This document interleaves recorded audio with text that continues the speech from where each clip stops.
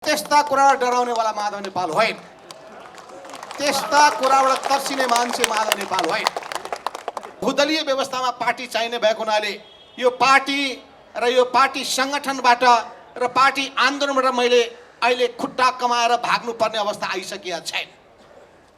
कस्तो कस्तो ज्यान भएका मान्छे त लागेका छन् भने अझै मेरो ज्यान तगडै छ, मेचीदेखि महाकालीसम्म हिँड्न सक्छु। किनभने यो आन्दोलनको बीजारोपण गर्ने र पार्टीको बीजारोपण गर्ने मान्छे हो। त्यसले पनि ममा एउटा कन्फिडेन्स दिएको छ।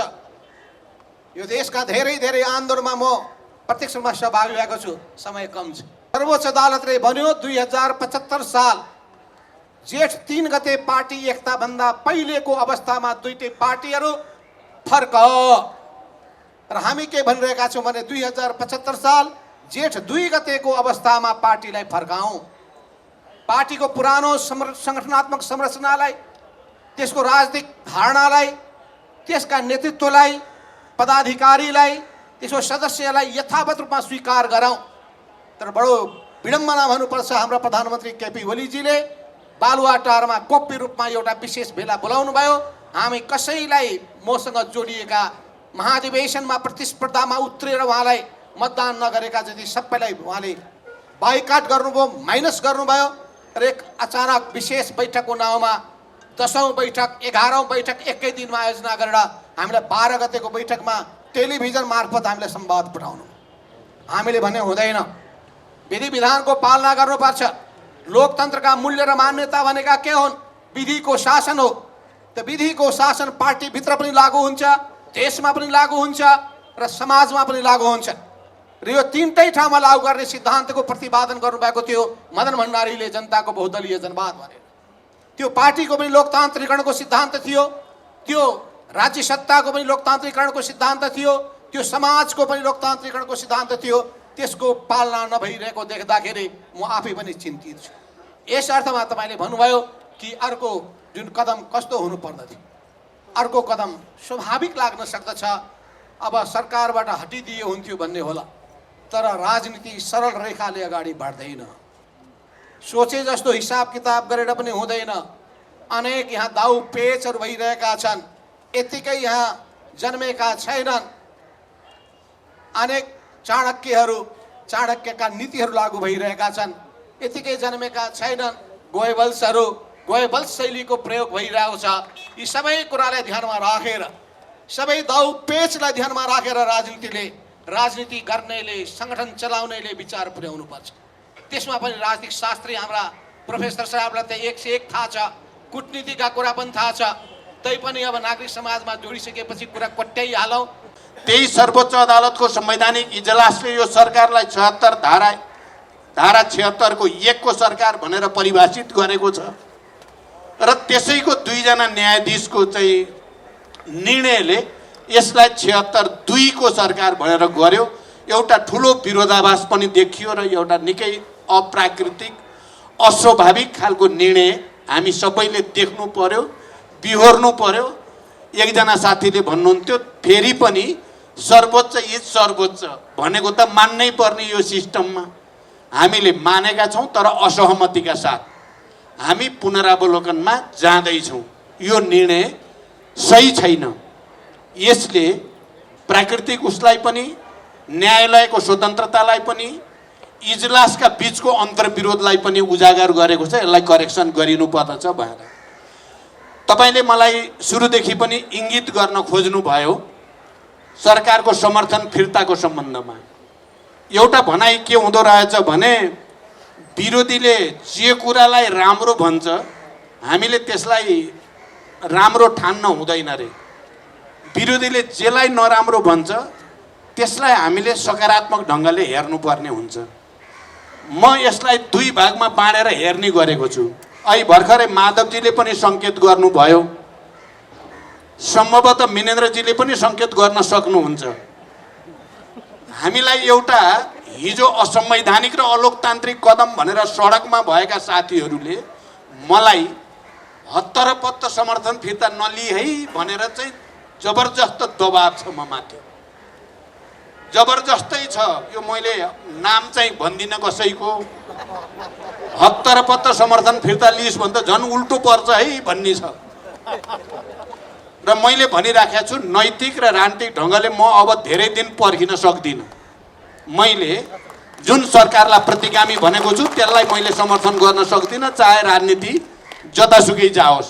मैले मेरो राजनीति र मेरो नैतिकतालाई मैले बचाउनु पर्दछ। म केही दिनभित्र नै त्यो प्रक्रिया अगाडि बढाउँछु। तर मेरो कोसिस के हो त भने कमसे कम यो परिवर्तित परिस्थितिमा प्रमुख राजनीतिक दलहरू जसले प्रधानमन्त्रीको कदमलाई असंवैधानिक र अलोकतान्त्रिक भनेर सडकमा गयौँ, ती राजनीतिक दलहरूको बिचमा अबको निकासबारे एउटा न्यूनतम सहमति र समझदारी होस्, अविश्वासको प्रस्ताव दर्ता गर्ने र समर्थन फिर्ता सँगसँगै होस् भन्नको निम्ति मात्रै मैले दारा किटेर समर्थनलाई 1-2 दिन रोकेको मात्रै हो। योभन्दा बढी केही पनि होइन। मेरो सिधा भाषा यही हो कि उहाँहरू आफ्नो दलको शीर्ष नेता हुनुहुन्छ, म मेरो पार्टीको गर्दनसम्म मात्रै हुँ। तर मेहनत गर्दनमाथिको शिर पनि गर्दनले सोचेकै बाटोबाट हिँड्न सकोस् भन्ने प्रयत्न जारी छ।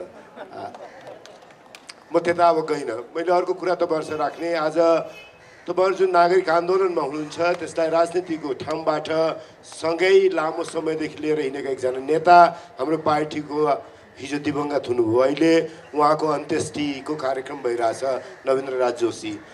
त्यो बेलामा म यहाँ बसेर तपाईँहरूसँग कुराकानी गर्दा कहीँ न कहीँ नवीन्द्रजीलाई बिदा गर्दा, मभन्दा सानो उमेरको मानिस, म भन्दा पछाडि हुनुहुन्थ्यो त्रिचन्द्र कलेजमा, उहाँलाई बिदा गर्दाखेरि एउटा अर्को खालको मन पनि लागिरहेछ। र कता कता यो आन्दोलनलाई लामो समयदेखि र नेपालको लोकतान्त्रिक आन्दोलनलाई हामीले कसरी हेर्ने त्यतातर्फ सोच्नको लागि पनि नवीन्द्रजीको विदाईले हामीलाई अभिप्रेरित गर्दछ भन्ने मलाई लाग्छ। त्यो तपाईँहरूको अगाडि राख्न चाहेँ मैले। उहाँलाई हामी सबैको श्रद्धाञ्जली छ। मैले तपाईँहरू सबैको श्रद्धाञ्जली यहीँबाट व्यक्त गर्न चाहन्छु। अब विश्वासको मतको अघि कुरा गर्नुभयो र संविधानको धारा 76 को कुरा प्राध्यापक कृष्ण खनालले उठाउनु भएको छ। म त्यसमा अलिकति प्रवेश गर्न चाहन्छु, किनभने आज हामीहरूलाई तपाईँहरूले देख्दाखेरि केही सन्देश पनि दिइरहनु भएको छ, केही कुरा तपाईँहरूको हामीसँग चित्त बुझा छैन। त्यो चित्त नबुझा कुरा तपाईँहरूले डबलीमा राखेर हामीलाई सुनाउनु भएको छ, त्यो सुन्नलाई आएको। खासमा भन्यो भने आज तपाईँहरूलाई आफ्ना कुराहरू भन्ने भन्दा पनि तपाईँहरूको कुरा डबलीमा बसेर तपाईँहरूलाई चित्त नबुझेको कुरा मेरो पार्टीलाई, हामीहरूलाई चित्त नबुझेको कुरा भन्ने एउटा अवसरका रूपमा पनि यसलाई उपयोग गरौँ भनेर हो। तर मैले तपाईँहरूसँग त्यही सासमा के भन्नुपर्छ भने, अघि खनालजीले भने जस्तै प्रधानमन्त्रीजीका लागि प्राप्त हुने कुरामा 76 को उहाँलाई हतार छैन भन्नुहुन्छ। मैले देखेको प्रधानमन्त्रीलाई 76 को 2 मा बसिराख्न मन छैन। प्रधानमन्त्रीलाई 76 को 3 मा अथवा 5 मा पुग्ने हतार छ। 76 को 5 को पनि उहाँलाई हतार छैन। 76 को 3 भनेको सबैभन्दा ठुलो राजनीतिक दलको नेताका रूपमा विश्वासको मत प्राप्त नगरेर पनि प्रधानमन्त्री हुने र 76 को 5 को प्रधानमन्त्री बहुमतको प्रधानमन्त्री हुन नसक्ने अवस्थामा 76 को 7 को प्रावधानलाई 76 को 3 को प्रधानमन्त्रीले पनि प्रयोग गर्न सक्ने, त्यो चाहनालाई उहाँले गम्भीरतापूर्वक लिनु भएको छ र हेर्नु भएको छ र त्यता मुलुकको राजनीति जाओस् भन्ने उहाँको चाहना छ भन्ने हामीलाई लागेको छ। हाम्रो एसेसमेन्ट गलत हुनसक्छ, तपाईँहरूका बिचमा, तर हामीले के राख्नुपर्छ भने यो एसेसमेन्टलाई पनि गम्भीरतापूर्वक हेरिदिनुहोस् र त्यसमा हामीले उहाँलाई जस्तो प्रचण्डजीले इङ्गित गर्नुभयो कि विश्वास फिर्ता लिँदाखेरि 76 को 2 को प्रधानमन्त्रीलाई सँगै सरकारमा सहभागी दलले समर्थन फिर्ता लिएमा विश्वासको मत लिन बाध्य हुनुहुन्छ। विश्वासको मत उहाँले पाउनुहुन्न। तर आजको दिनमा प्राविधिक रूपमा, राजनीतिक रूपमा, जे रूपमा भनौँ हामी, केपी शर्मा ओलीसँग संसदको बहुमत पनि छैन, केपी शर्मा ओलीको विपक्षमा प्राविधिक रूपमा बहुमत पनि छैन। राजनीतिक रूपमा बहुमत छ, प्राविधिक रूपमा बहुमत छैन। त्यसको राजनीतिक फाइदा लिनका लागि उहाँ बस्नु भएको छ। त्यसलाई हामीले एउटा समयसम्म त्यो फाइदा उहाँले नप्राप्त गर्नुहोस् भन्ने हाम्रो चाहना छ। एउटा समय, अघि प्रचण्डजीले भने जस्तै एउटा राजनीतिक निर्णय गर्नुपर्ने समय आयो भने त्यो समयमा हामी तयार छौँ। त्यसैले विश्वासका मतको बारेमा दुविधा नराख्नुहोस्। र मैले महन्तजीले भनेको अहिलेको कुरामा पनि भन्छु कि हामीहरूले कुनै पनि हालतमा प्रमुख प्रतिपक्षी दलले अविश्वासको प्रस्ताव जहाँसुकैबाट जसरी अरिजिनेट भए पनि अविश्वासको प्रस्तावको पक्षमा मतदान गर्छ, किनभने अहिलेका प्रधानमन्त्री भएकै दिनदेखिको हाम्रो विश्वास छैन। अरू दलहरूले त विश्वासको मत हाल्नु होला, हामीले कहिले पनि विश्वासको मत दिएको छैनौँ। त्यसैले हाम्रो अविश्वास उहाँका प्रति कायम छ। त्योभन्दा मैले मिनेन्द्र रिजालले मात्रै भनेको छैन भन्नुहोस्, मिनेन्द्र रिजालले मात्रै भनेको छैन भन्नुहोस्। तर आजको राजनीतिको कठिनाइलाई हेर्दाखेरि 1 नम्बर प्रदेशमा बागमती प्रदेशमा अविश्वासको प्रस्ताव आयो। अविश्वासको प्रस्तावलाई उहाँहरूले खेलाएर राख्नुभयो र केही राजनीतिक कारणले प्रचण्डजीहरूले पनि त्यसलाई अगाडि लिएर जाने, माधवजीहरूले पनि अगाडि लिएर जाने कुराको लागि उहाँहरूलाई अलमल गर्नु पर्यो, त्यो उहाँहरूको बाध्यता थियो। हिजो त्यसका बारेमा उहाँहरूले गरेको कुरालाई मैले एकदमै मुक्त कण्ठले विरोध गरेँ, गलत गर्नुभएको छ भने। तर आज म त्यसरी भन्दिनँ। आज उहाँहरू कठिनाइमा उभिया बेलामा, कठिनाइमा पनि सबैभन्दा बढी कठिनाइमा उभिएको माधवजीहरू उभिनु भएको छ। उहाँहरूको कठिनाइ नेपालको राजनीतिक कठिनाइसँग जोडिया छ, व्यक्ति कहाँ उभिनुहुन्छ त्यो मात्रै जोडिया छैन। त्यसैले मैले आज त्यति बेलाको उहाँहरूलाई गरेको आलोचनातर्फ भन्दा पनि एउटा चिज के ध्यान दिनुपर्छ, त्यो कठिनाइलाई फाइदा लिएर खेलाउँदै अहिले अविश्वासको प्रस्ताव 1 नम्बर प्रदेश र बागमती प्रदेश दुईटैबाट निस्किएर गयो। अविश्वासको प्रस्ताव प्रक्रियाबाट बाहिर गयो। त्यसैले हामीले कुनै कुरामा हतार गरेनौँ भन्दाखेरि हामीलाई अवगाल मात्रै दिने भन्दा काहीँ न काहीँ यसका राजनीतिक हाँगाहरूलाई पनि हेरिदिनुहोस् भन्ने मेरो आग्रह छ। तपाईँहरूको सुझाव लिनु त आएकै छु, अझ पनि थप सुझाव लिन्छु नि। तपाईँको चिन्ताको आधारलाई मैले देख्छु, तर काङ्ग्रेस समग्रमा उभिँदाखेरि यही अध्यादेशलाई पनि त संसदमा पेश गर्ने कुरा पेश भएपछि हामीले आज विरोधको सूचना दिएका छौँ। विरोधको सूचना मतदानमा गइसकेका छैन। यो अध्यादेश संवैधानिक परिषदवाला अध्यादेश ती समाप्त हुन्छ। त्यसैले पुरै काङ्ग्रेस हेर्नुभयो भने काहीँ न काहीँ तपाईँलाई काहीँ न काहीँ चिन्ता लागेको छ भने ती चिन्ताहरू दूर गराउन सक्ने प्रक्रिया बोकेको पार्टी हो भन्ने कुरा मैले गर्दनमै रहेर पनि त्यति चाहिँ आश्वस्त गराउन चाहन्छु। प्रचण्डजीले त्यो भनेको कुरासँग सहमत हो, तर अहिले लामो रूपमा उहाँले त्यहाँसम्म पुग्ने निष्कर्षको बारेमा भनेको कुरामा धेरै कुरा मसँगै छैन उहाँसँग। किन उहाँले भनेको उहाँ पुगेको ठाउँ मेरा लागि त्यो ठाउँ होइन। आज मैले उहाँलाई प्रतिवाद गर्नु आवश्यक यसकारण थिएन कि छैन पनि धेरै कुरामा गर्दिनँ प्रतिवाद, तर केही कुरामा मैले भन्नुपर्छ। जस्तो प्रचण्डजीले नेपालमा कम्युनिस्ट आन्दोलनका लागि अस्ति जनादेश प्राप्त भएको थियो। कम्युनिस्ट आन्दोलन जुटाएर राख्ने काम मेरो जिम्मा हो, त्यो गर्दाखेरि दुःख पाएँ भन्नुभयो। त्यो मेरो विषय भएन, त्यो उहाँको विषय हो, नितान्त उहाँको विषय हो। त्यो विषयलाई बोकेर केपी शर्मा ओलीलाई हटाउनुपर्छ मैले भन्न सक्दिनँ। केपी शर्मा ओलीले कम्युनिस्ट आन्दोलनलाई एक ठाउँमा राखे, दुई ठाउँमा राखे, उहाँको चिन्ताको विषय हो। मलाई देशीले विदेशीले के भन्छन् त्यतातर्फको मतलब भएन। तर मलाई एउटा कुरा पक्का के हो भन्दाखेरि उहाँले सोचेको अहिले पनि नेपालमा बलियो कम्युनिस्ट पार्टी मात्रै नेपाललाई नेतृत्व गर्न सक्ने बाटोमा जान सक्छ भन्ने निष्कर्षमा पुग्नुभयो भने मैले अहिले पनि प्रचण्डजी त्यो निष्कर्षमा सँगै बसेर कसरी हस्ताक्षर गर्ने भन्ने प्रश्न डबलीमा गरेन भने भोलि तपाईँहरूसँग मैले सत्य नबोल्या ठहर्छ। त्यसैले त्यति त मैले भन्नु नै पर्छ।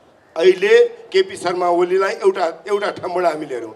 हिजो अदालतमा मुद्दा जाँदाखेरि केपी शर्मा ओलीले संविधानलाई नै भत्काउने बाटोमा संविधानमा आफूलाई मन नपरेका पाङ्ग्राहरू भत्काएर संविधानलाई अप्ठ्यारो पारेका थिए। त्यो ठाउँमा हामीहरू सबै सँगै उभियौँ। सबै उभिएर केपी शर्मा अदालतले हिजो बिपी कोइरालाले विश्वास गरेको अदालतले 8वटा फाँसीका मुद्दा पञ्चायतको अदालतमा पनि गएर लड्ने बिपी कोइराला पार्टीले विश्वास गरेर अदालतबाट त्यो फैसला आउँछ भन्ने विश्वास राखेर बस्यौँ हामी। अदालतका केही कुरा कहिले तल माथि पर्दा चित्त बुझ्ला नबुझ्ला, तर हामी हाम्रा समस्याबाट अदालतका टाउकोमा हालेर पनि उम्किने राजनीतिक बाटो खोजी गर्दैनौँ। त्यति मैले यहाँ तपाईँहरूका बिचमा भनेन भने मैले सहज पर्ने मात्रै कुरा गरे हुन्छ, त्यो तपाईँहरूसँग राख्न चाहन्छु। अर्को विषय, जब संसद पुनर्स्थापना भयो, जब संविधान ठिक बाटोमा आयो, हामी संसदमा पुगेपछि प्रतिनिधि सभामा पुगिसकेपछि केपी शर्मा ओलीसँगको हाम्रो मतभेदलाई टुङ्गो लगाउने ठाउँ चाहिँ अहिले पनि संसद नै हो भन्ने मान्यता राख्छौँ। हिजो संविधान भत्किएको थियो, आज संविधान जोगाएर त्यो काम गर्न सकिन्छ भन्ने अहिले पनि आश छ। अर्को एउटा विषय तपाईँहरूसँग मैले राख्नुपर्छ, यो संविधान बनाउँदाखेरि ठिक होला बेठिक होला बहस गर्न सकिन्छ, ठिक होला बेठिक होला बहस गर्न सकिन्छ, तर सजिलै सरकारहरू नफेरियुन् भन्ने मान्यताबाट हामीले संविधानका विभिन्न प्रावधानहरू लेख्यौँ। सरकार बदल्ने कुरा कठिनाइपूर्ण बनायौँ। अविश्वासको प्रस्ताव पेश गरेपछि असफल भयो भने 1 वर्षसम्म अर्को अविश्वासको प्रस्ताव लिएर नआउने, अविश्वासको प्रस्ताव लिएर जाँदाखेरि वैकल्पिक प्रधानमन्त्रीको नाम लिएर जाने, पार्टीहरू फुटाउनलाई एकातर्फ मात्रै सजिलो बाटोबाट पार्टीहरू टुक्रा टुक्रा नहुन् भनेर संसदमा पनि केन्द्रीय समितिहरू हुनुपर्छ भने, तर कतिवटा विषय आज हिजोको हाम्रो अनुभवबाट हामीले अप्ठ्यारो बनाएका विषयहरूमा काहीँ न काहीँ मान्छेको विवेक बन्धक पर्न थाल्यो कि भन्ने चिन्ता लागेको छ। आज माधव नेपालको विवेकलाई नितान्त विधान र कानुन र ऐनमा लेखेका कुरालाई प्रयोग गरेर केपी शर्मा ओलीले फाइदा लिन खोज्नु भएको छ। त्यसैले माधवजीको समर्थन जुटाएर हामीले राजनीतिक निकासको खोजी गर्दाखेरि माधवजीलाई अप्ठ्यारोमा नपारेर उहाँको विवेकको मत पनि प्रयोग हुने, तर विवेकको मत प्रयोग गर्नुभन्दा अगाडि उहाँ दुःखमा पर्ने बाटो हाम्रा लागि स्वीकार्य छैन। त्यसैले केही काम हामीले गर्दा तपाईँहरूलाई किन चित्त यिनले सबैलाई चित्त बुझाएर गर्न सकेनन् भन्ने लाग्दाखेरि हाम्रो ठाउँमा हामीले लगाएको जुत्तामा खुट्टा हालेर हेर्नुहोस्, त्यस पछाडि बुझ्न सजिलो हुन्छ भन्ने मैले अनुरोध गर्न चाहन्छु। एकदमै छोटकरीमा दुईवटा तिनवटा कुरा राख्छु। एउटा, मैले आग्रह गर्छु महन्तजी, हिजो पनि यहाँ बसेका हामी तिनवटाले प्रतिनिधित्व गर्ने राजनीतिक पार्टीले केही विषयमा साझा मुद्दामा संविधान संशोधनलाई अगाडि लिएर हिँडेका थियौँ। त्यो आज पनि हामी साझा नै हो। संविधान संशोधन तपाईँले भनेकै ठाउँमा म छैन, मेरो पार्टी छैन, तर जहाँ मिनिमम कमन मिनिमम ठाउँ हामीले हिजो खुट्याएर राखेका थियौँ, त्यो ठाउँमा अहिले पनि सँगै हिँडौँ, म आग्रह गर्न चाहन्छु। दोस्रो, मेरा मतदाता पनि 2/3 बढी मधेसी मूलको मानिसहरू हुनुहुन्छ। त्यहाँबाट म निर्वाचित हुनुभन्दा अगाडि चुनावमा जाँदादेखि अहिले निर्वाचित भएर आएपछि पनि लगातार 3 वर्षदेखि एउटा विषयमा हरेक 4-5 दिनमा आउँछ। एउटा मानिस संविधानले उसलाई नागरिकता दिइसक्यो, तर हामीले अहिलेसम्म कानुन बनाएर नागरिकता दिएको छैनौँ। फोन गर्छ, चाँडै हुन्छ भन्दा 3 वर्ष बित्यो, बिचमा त अब नहुने भयो, संसदै गयो भन्नुपर्ने अवस्था आयो। मैले अहिले पनि आग्रह गर्दछु, नागरिकताको विधेयक संसदमा अड्किएर बसेको छ, त्यो विधेयकलाई अगाडि लिएर जाउँ। मन्त्रीले प्रस्तुत गर्ने काम बाँकी छ, त्यो हाम्रो साझा मुद्दा हो जस्तो लाग्छ मलाई। त्यसमा केही विमति छ भने त्यसलाई हामीले ती टुङ्गो लगाउन सक्छौँ भन्ने मलाई लाग्छ। त्यसले पनि संसदलाई एउटा बलियो के कि सारा नागरिक हामी जसको मत लिएर, जसका प्रति जिम्मेवारी लिएर हिजो बनाएको संविधानलाई जोगाएर लिएर जाने कुरामा हामी सँगै हुन सक्छौँ जस्तो लाग्छ मलाई। तेस्रो कुरा, मैले तपाईँहरूको बिचमा के राख्छु होला कि मोहनाजीले भने जस्तो हामीले यो संविधानलाई जोगाउने कुराका लागि संविधानका नन नेगोसिएबल फिचर्सहरू जस्ता सङ्घीय लोकतान्त्रिक गणतन्त्र र समावेशी राजनीति, त्यसलाई कहीँ पनि रिट्र्याक्ट गर्नलाई कसैलाई पनि अवसर नहोस् भनेर ओलीले संविधानका पाङ्ग्रा फुत्काएर संविधानलाई जोखिममा पार्दाखेरि संविधानको पाङ्ग्रा फुत्केर नदिने ठाउँमा पुर्यायो। आज पनि हामी केही कठिनाइ, केही सकस ओलीलाई विदाई गर्न भएको छ। त्यो सकसहरू सहेर पनि बिस्तारै बाटो, वैधानिक बाटो किन खोजिरहेको छ भन्दाखेरि संविधान जोखिममा नपरोस्। हिजोको धेरै ठुलो सङ्घर्षबाट यो ठाउँसम्म हामी आइपुगेका छौँ। यो ठाउँमा बनेको चिजमा चित्त नबुझ्या होला कतिवटा कुरामा महन्तजीलाई, कतिवटा कुरामा महन्तजी आधी बाटोमा मेरो भेट होला, तर त्यो बाटोसम्म लिएर जाने कुराका लागि मूल आधार पनि भत्केर हामी चाहिँ केही नरहने अवस्था नरहोस्। त्यसैले ओलीसँगको हाम्रो व्यवहारमा तपाईँहरूको गुनासो रहने केही ठाउँ त्यस्तो पनि बनाएको छ। ओलीको प्रवृत्ति छ, ओलीलाई विदाई गर्ने कुरामा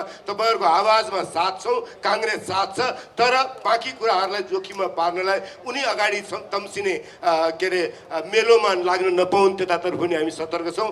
नागरिक आन्दोलनको आवाजलाई फेरि पनि आज तपाईँहरूका बिचमा बसेर सुनेर मेरो पार्टीसम्म लिएर जाने अवसर पाएको छु, त्यसका लागि हार्दिक आभार, धन्यवाद। जय नेपाल। उहाँहरूको आपसी लडाइँमा, पार्टीको भित्रको लडाइँमा हामीले के गर्ने हो, यो मेरो प्रश्न हो। यो अहिलेको परिस्थिति त उहाँहरूको कारण नै उठेको हो, त्यसै कारण सेटल त उहाँहरूले पहिले गर्नुपर्ने हो। र जहाँसम्म हाम्रो मुद्दाको प्रश्न छ, सबै प्रधानमन्त्रीसँग हाम्रो चाहिँ लिखित, ओलीजी बाहेक लिखित भएको छ 3 मुद्दे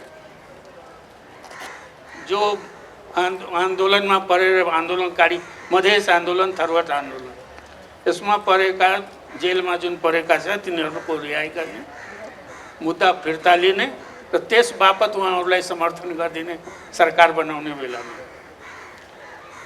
अहिले त त्यो पनि छैन। हामीले कुनै उहाँसँग कुनै लिखित सम्झौता पनि गरेको छैन, कुनै वचन पनि दिएको छैन। हाम्रो मुद्दा छ, उहाँले भन्नुहुन्छ कि प्रधानमन्त्रीले कि म गर्न सक्ने जति गर्छु, गरेर देखाइदिनुहोस्। त्यसपछि प्रश्न उठ्छ, कता जाने हो, के गर्ने हो। तर अहिले त हामीलाई लाग्छ कि हामी सबै आन्दोलनैबाट आएको हो। यहाँ जति नेताहरू हुन्, कोही हतियार उठाएर, कोही शान्तिपूर्ण आन्दोलनबाट, सबैले चाहिँ मुक्ति पाए, सबैले गङ्गा नुहाएर पवित्र भएछ। अपवित्रमा त हामी थारू मधेसीहरू परेका छौँ, कुनै सुनवाई छैन, के गर्ने हो? परिस्थिति यो छ। अब उहाँसँग कुरा भयो, हाम्रो शेरबहादुरसँग अहिले सार्वजनिक रूपमा उहाँले पहिले नै भनिसक्नु भएको थियो हामीले कुरा गर्दाखेरि कि कुनै पनि अविश्वासको प्रस्तावको पक्षमा जाँदैन या समर्थन गर्दैन। तर अहिले दुईटैलाई अस्वीकार गर्नुहुन्छ। तर कहीँ प्रधानमन्त्रीको बन्ने अवसर आयो भने, अफर आयो भने म विचार गर्न सक्छु। तर अहिले दुईटै म सरकार पनि बनाउन, अविश्वासको प्रस्तावको पक्षमा पनि जान्न भनिसक्नुभयो। अनि हाम्रो कारणले त कहीँ बनिरहेको छैन, कुनै बिग्रिरहेको पनि छैन। कतै जाँदाखेरि हो डेमोक्रेसीको सङ्घर्षमा हामी साथै साथै थियौँ। एलायन्सको कुरा गर्नुभएको ओके, डेमोक्रेसीको लागि त छ, तर हाम्रो आफ्नो एजेन्डा पनि छ। त्यसमा तपाईँहरूको के छ, के गर्न सक्नुहुन्छ? त्यो अहिले पनि हाम्रो प्रश्न छ। त्यो जबसम्म सम्बोधन हुँदैन, हाम्रा सांसदहरू जेलमा छन्, हाम्रा प्रदेशको मन्त्रीहरूमाथि चाहिँ मुद्दा तारिक खेपिरहेछन्, अरू नौजवानहरू जेलमा छ, मेयरहरूमाथि मुद्दा छ, अनि भनौँ सबै नेताहरूमाथि मुद्दा छ। यदि आन्दोलनले आह्वान गरेको एउटा बम बाच्याछौँ, आह्वान त हामीले नै गरेको हो, हामीमाथि पनि मुद्दा चलाए हुन्छ। तर हामीलाई छोडिदिएको छ, हाम्रा साथीहरूलाई राखिदिएको छ। त हामी त न्यायको खोजीमा छौँ, तपाईँहरूसँग पनि उहाँहरूसँग पनि। के गर्नुहुन्छ? त्यसपछि न हाम्रो समर्थन या विरोधको कुरा आउँछ। अहिले त्यो हाम्रो अगाडि त्यो प्रश्न छैन। हामी आफ्नो मुद्दामा अडिग छौँ। त्यसपछि अरू चिज पछि हामी विचार गर्छौँ। त्यसमा हाम्रो मुद्दाको सोल्युसन अहिले त हामीलाई महसुस त्यही भइरहेको छ कि हामी थारू भएको हुनाले, हामी मधेसी भएको हुनाले त्यो पीडा भोग्नु परिरहेको छ। नागरिक समाजलाई धेरै धेरै धन्यवाद छ। उहाँ कुनै सत्ताको लागि लडाइँ लड्नु भएको छैन, अधिकारको लागि, जनताको अधिकारको लागि, नागरिक अधिकारको लागि, एक्सप्रेसनको लागि जो उहाँ आइरहेको छ। तर हामी राजनीतिक दलमा स्वार्थको लागि हुन्छ। अहिले स्वार्थको लडाइँ भइरहेको छ कम्युनिस्ट पार्टीको भित्र। त्यसमा हामीलाई किन भन्ने? तपाईँ अविश्वासको प्रस्ताव त्यहाँ भन्नुहुन्छ, आफैमा आफ्नो पार्टीमा अविश्वास ल्याएर त्यसको सोल्युसन गर्नुहोस् न। त्यो भइरहेको छैन। ठिकै भन्नुभयो। यो कुरा हिजो नेकपा विभाजित नहुँदाखेरि, यो अदालतका फैसला नआउँदा, विघटन नहुँदाखेरि हामीले धेरै पटक भन्यौँ तपाईँहरू विषय किन निर्णायक रूपमा नेकपाको संसदीय दलमा लगेर चुनौती दिन सक्नु भएको छैन केपी ओलीलाई भनेर सोध्थ्यौँ। तर यो अलिकति पुरानो भइसक्यो। अब खालि अहिले दुईवटा, अब भनौँ तिनवटा पार्टी तपाईँहरू नमिलिकन बहुमत पुग्दैन। जसपा, माओवादी केन्द्र, काङ्ग्रेस। त्यसैले यो हलो चाहिँ तिनवटा मात्रै जसले अड्काए पनि हुन्छ। समस्या चाहिँ हलो अड्किरहेछ। त्यो हलोलाई अगाडि बढ्न दिने, बल रोल गर्ने जिम्मेवारी संसदमा भएको दलको हिसाबबाट हामी जसपाको पनि हो भन्छौँ। हो देशमा जब सङ्कट आउँछ, नागरिक समाजमा जब सङ्कट आउँछ, देशमा अहिले सङ्कट छ, अनि त्यसपछि हाम्रो जरुरत पर्छ। अरू बेलामा हाम्रो जरुरत पर्दैन। कहिलेकाहीँ सङ्कट अझ बढ्दाखेरि अझ एउटा ठोस निर्णयमा पुग्न सकिन्छ। अब उहाँहरू त अब यो द्वन्द्वात्मक विकासको उसमा सिद्धान्त मान्नेहरूका दिन्छन्। मलाई लाग्दछ प्रचण्डजी एउटा कुरा भन्नु, संसदमा त्यो बाहिर यो द्वन्द्वलाई किन अगाडि बढाउन सक्नुभएको छैन? सङ्घर्षको कुरा मात्रै म भन्छु। मलाई याद छ कि जब 7 दलको बैठक हुन्थ्यो हाम्रो, त्यसमा म नै पहिला व्यक्ति हो कि सम्झौता कोसँग गर्ने प्रश्न थियो एकचोटि। अनि मैले के भनेको थिएँ कि माओवादीसँग चाहिँ सम्झौता गर्नुपर्छ, किनकि माओवादीसँग सम्झौता गर्दा जनताको माग जनतैमा रहन्छ, जनताले नै पाउँछ। यदि राजासँग हामी सम्झौता गर्छौँ भने जनताको अधिकार राजामा जान्छ। त्यो थ्रु आउट उठाउँदै आएको हो। र जब दिल्लीमा हाम्रो कुराकानी अन्तिम कुराकानी भएको छ, एकजना यहाँलाई याद हुनुपर्ने, एकजना लेफ्ट नेताले बिन्ती पत्र दिनुपर्छ राजाले यहाँ, होइन? अनि उहाँले नि भन्नुभयो ल तपाईँको दर्ता भयो, विरोध तपाईँको दर्ता भयो, अब हामी चाहिँ आन्दोलनमा जाने, बिन्ती पत्र हामीले भनेर यो। त समय समयमा मेरो भनाइ के छ कि रिक्वेस्ट कि तपाईँ पीडित भएर पनि चेयरमा हुनुहुन्छ, माथिल्लो उसमा हुनुहुन्छ। अब राष्ट्रवादको नारा दिनुहुन्छ, त्यहाँ हामी पर्दैनौँ, प्रशासनमा हामी पर्दैनौँ, होइन? त कहीँ जुडिसियरीमा हामी छैनौँ, तर उनको मान्नै पर्छ। यहाँले पनि त्यही कुरा भन्नु, हाम्रो विरुद्धमा फैसला हुन्छ, नागरिकताको विषयमा फैसला हुन्छ, ड्रेस लगाउनै पर्छ, ल अब मान्नै पर्यो, होइन? भाषाको विषयमा फैसला हुन्छ, मान्नै पर्यो। जबकि संविधानमा के छ, के लेखिन्छ? बहुभाषी, बहुजातीय, बहुसांस्कृतिक, तर चेहरा त देख्दैन नि, चेहरा त एकै किसिमको। एकचोटि सेनाले हामीलाई बोलाएको थियो अनि 10 जना जेनरललाई चाहिँ त्यहाँ, मैले के प्रश्न गरेँ कि जेनरल साहब तपाईँको सेनामा त माने हाम्रो त बहुजातीय देश हो, ओलीले समर्थन तपाईँले गरिरहनु भएको छ अनि आरोप हाम्रो माथि, हामीले के गरेका छौँ? अब सरकारमा ओलीजी हुनुहुन्छ त कोसँग जाने भन्ने आफ्नो समस्या। जेलमा परेको साथीहरूको हामीसँग जो विभेद भइरहेको छ त्यसको कुरा कहाँ उठाउने? जनतामा त हामी उठाइ नै राखेका छौँ सधैँ, सदनमा पनि उठाएकै हो। सदनमा पनि तपाईँ जस्तै मैले उठाएको कि स्वेच्छाचारी शासन जब हुन्छ तब डिक्टेटरसिपको टेन्डेन्सी हुन्छ। हुनसक्छ अहिले हाम्रो शासकहरू डिक्टेटर छैन, तर टेन्डेन्सी त्यस्तै स्वेच्छाचारी शासन जब हुन्छ करप्सनको टेन्डेन्सी हुन्छ। हाम्रो सबै इमान्दारै होला अहिले, तर टेन्डेन्सी त त्यतातिर हुन्छ नि, जान्छ नि। त्यो त कुन बेलामा तपाईँहरूको मैले साथ विरोधमा गएको, तर आफै ऊ गर्नुहोस् न, हाम्रो मुद्दा हाम्रो कहाँसम्म सम्बोधन भएको छैन नि। त्यसै कारण तपाईँको पीडा र हाम्रो पीडा अलग अलग छ। तपाईँको पीडा हुनसक्छ सत्ताको लागि, हाम्रो त्यो छैन। तपाईँहरूले जे भने पनि हुन्छ, तपाईँहरूले त मलाई प्रधानमन्त्री बनाइदिनु भएछ। मैले कसै उहाँलाई समर्थन बार उहाँले त्यो सरकारमा आउनुहोस् उहाँले भन्नुभएछ, होइन हाम्रो जबसम्म यो हुँदैन त्यस सरकारमा हामी हाम्रो निर्णय भएको छैन सरकारमा। अस्ति जाने बेला अन्तिम समयमा जब आफ्नो जिल्लामा गइरहेको थिएँ, उहाँले भन्नु ल समर्थनको कुरा आयो, अनि होइन म तपाईँको विरोधमा छैन, त्यति हो। त म विरोधमा त उहाँहरूको पनि छैन, तर काम उहाँको हातमा। हामीहरू यहाँ जति उपस्थित छौँ निर्णय गर्ने अवस्थामा छैनौँ। विचार खालि भोटको दिनमा निर्णय हुन्छ, जनताले तपाईँहरूले पनि निर्णय गर्नुहुन्छ त्यसै दिनमा। अरू दिनमा तपाईँहरूको राम्रो विचार छ त्यो हामी मनन गर्छौँ, राजनीतिक दल या सरकारमा जो हुन्छ त्यो एक्सेप्ट गर्छ, कुन हदसम्म ग्राह्य हुन्छ त्यो हदसम्म। त्यसै कारण कतिपय कुरा जो उहाँलाई समर्थन अहिलेसम्म म गरेको छैन, सार्वजनिक रूपमा कहिले पनि उहाँले समर्थन गरेकै छैन, सपोर्ट गरेकै छैन। तर एउटा कुरा कि तपाईँ यो राख्नुहोस्, म तपाईँको विरोधमा छैन, त्यति भनेको हो। त्योभन्दा कुनै गठबन्धन भएको छैन।